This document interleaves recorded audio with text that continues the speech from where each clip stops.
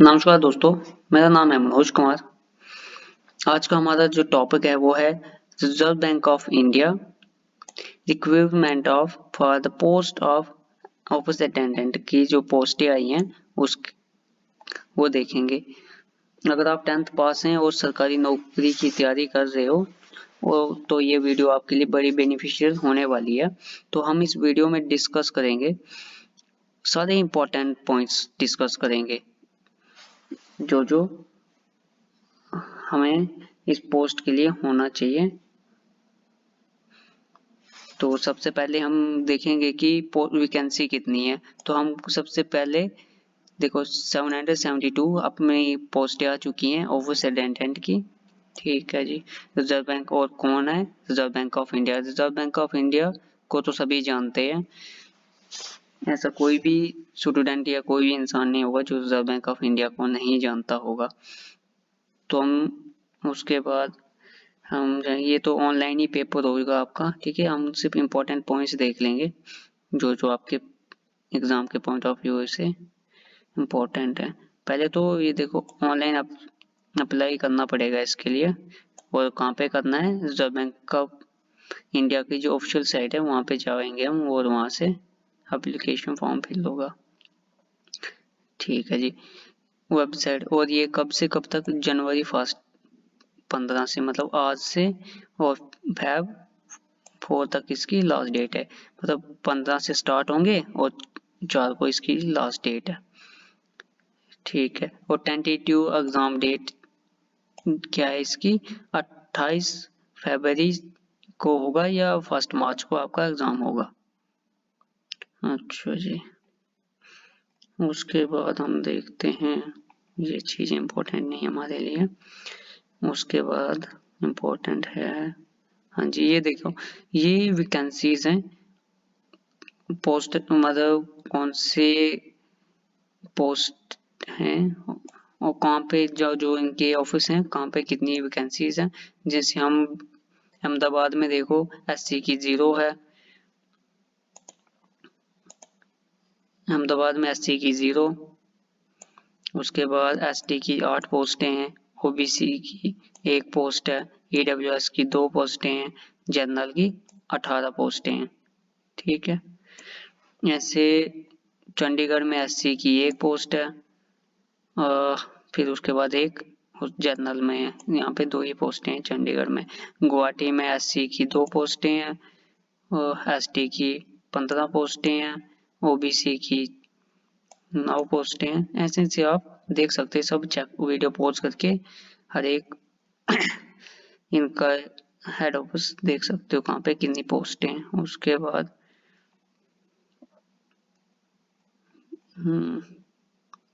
ये हमने अभी डिस्कस करा कि कब तक, अब क्लोजिंग डेट कब है, ये क्लोजिंग डेट अभी हमने ऊपर डिस्कस किया जो।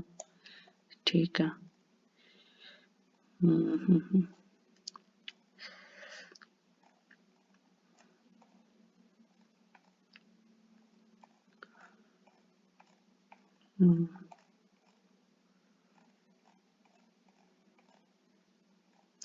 जो इम्पोर्टेंट पॉइंट्स हैं हम वही देखेंगे, कोई ज़्यादा चीज़ें। हाँ ठीक है। तो अगर आपको फॉर्म फिल करने हैं तो आपको एलिजिबिलिटी क्या होनी चाहिए?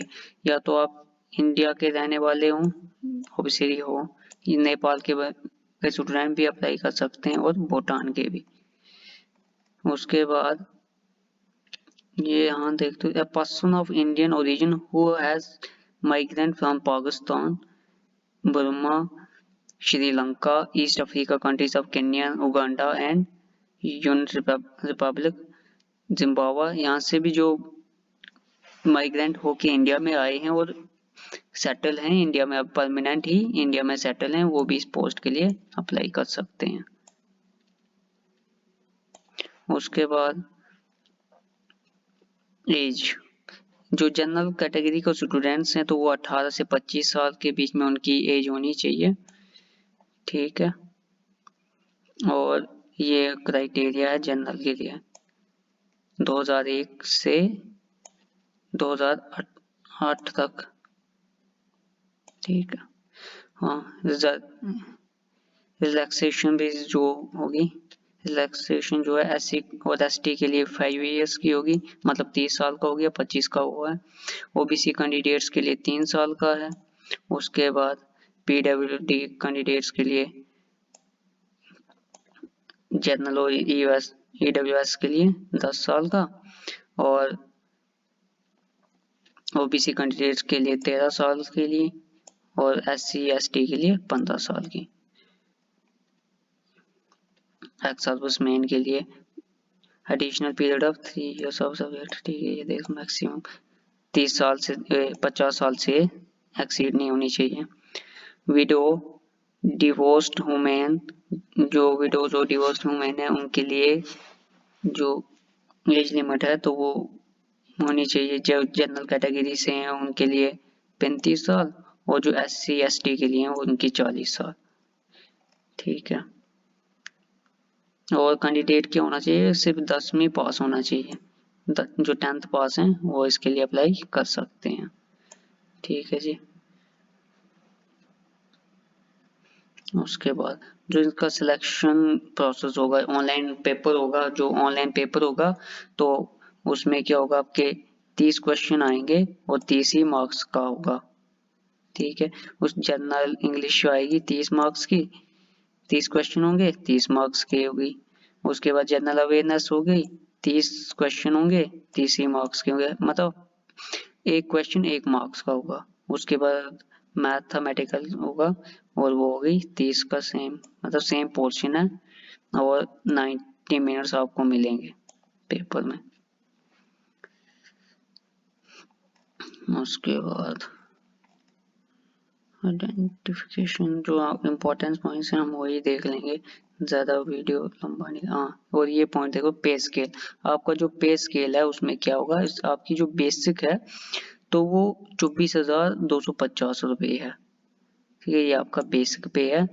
बट जो आपके अलाउंस वगैरह वो सारे मिला के ग्रॉस आपका 46,000 बनेगा पर मंथ का।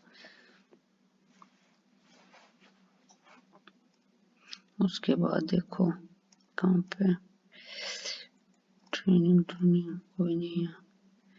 अच्छा, ये वाला पॉइंट्स इंपॉर्टेंट है आपके लिए।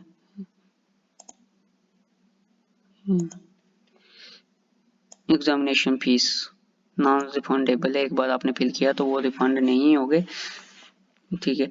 SC ST कैटेगरी के जो स्टूडेंट्स है वो PW के जो स्टूडेंट्स हैं और एक्स मैन सर्विस वाले जो हैं उनको 50 रुपये उनका फी होगा, प्लस 18% GST होगा।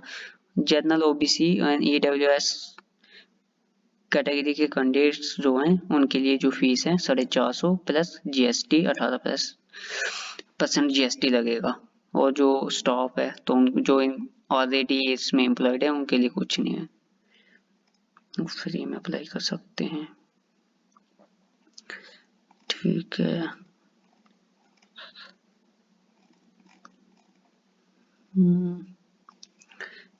ये स्टेप्स इन्होंने दिए हैं कि आपको अप्लाई कैसे करना है पूरे। आप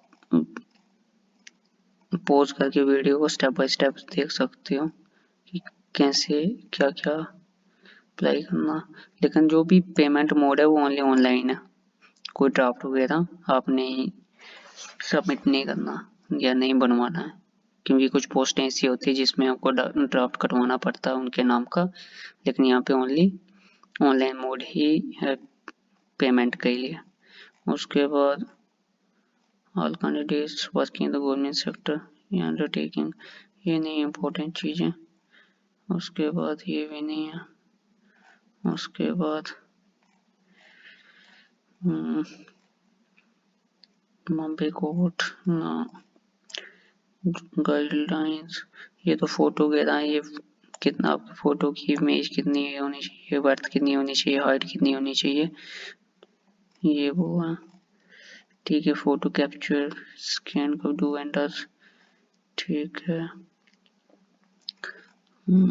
कुछ इम्पोर्टेंट पॉइंट्स तो नहीं छूटे, हमने डिस्कस करा। ऑनलाइन फॉर्म मतलब स्टार्टिंग कब से कब तक है, आपकी क्वालिफिकेशन क्या होनी चाहिए वो भी डिस्कस करा।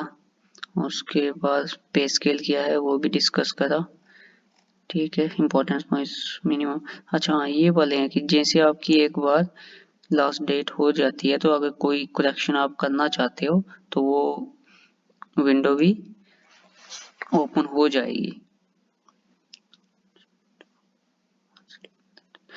अगर एक बार वो आप फॉर्म सबमिट करते हो उसके बाद एक बार आपकी विंडो खुलेगी, एक बार आप एडिट कर सकते हो अपने फॉर्म को, मतलब आपको नाम चेंज करना है या कुछ और चीज़ें करनी है, नाम चेंज अपना करना है या एग्जामिनेशन सिटी को चेंज करना है, वो चीज़ें आप कर सकते हो।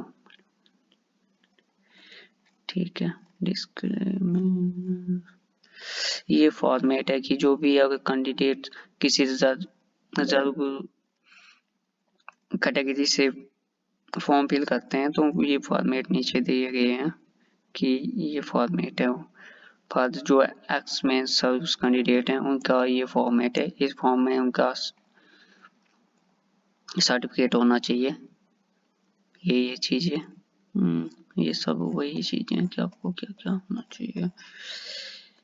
ठीक है, अच्छा आप जहाँ के लिए अप्लाई कर रहे हो तो वहाँ की आपको लोकल लैंग्वेज भी होनी चाहिए। यहाँ पे दे दिए जैसे अहमदाबाद के लिए भरोगे वहाँ पे गुजराती होनी चाहिए आपको, भोपाल में हिंदी, भुवनेश्वर में उड़ीसा की जो लैंग्वेज है, छत्तीसगढ़ में पंजाबी और हिंदी। ठीक है, आप यहाँ से देख लो। उसके बाद अच्छा मोड ऑफ एग्जामिनेशन कौन सा होगा, ये तो आप जिस ऑफिस के लिए भरोगे जहाँ के लिए आप भरोगे तो उसके हिसाब से होगा। इंग्लिश तो मैक्सिमम सब में है, हिंदी भी सब में है। आपको जो वहाँ की लोकल लैंग्वेज है वो कुछ ही, जैसे भुवनेश्वर में उड़िया है, उसके बाद चंडीगढ़ में पंजाबी मिलेगी आपको, चेन्नई में तमिल मिलेगी, तो आप इनसे आपको मिल जाएगा, कोई दिक्कत वाली बात है नहीं।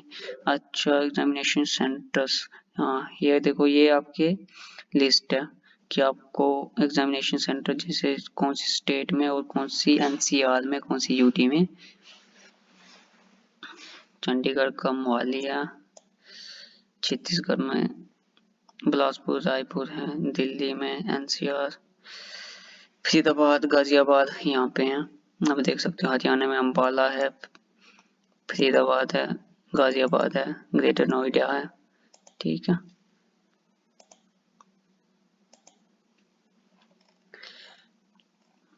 पोस्ट करके आप देख सकते हो, उतनी इम्पोर्टेंट। ठीक है, तो ये रही आप, तो मेन हाइलाइटेड पॉइंट जो हमारे थे हमने वो डिस्कस करे। आप ऑफिशियल साइट पे जाके अप्लाई कर सकते हो।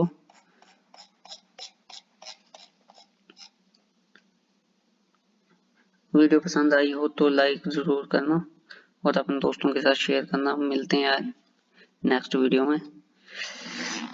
Thank you so much. जय हिंद।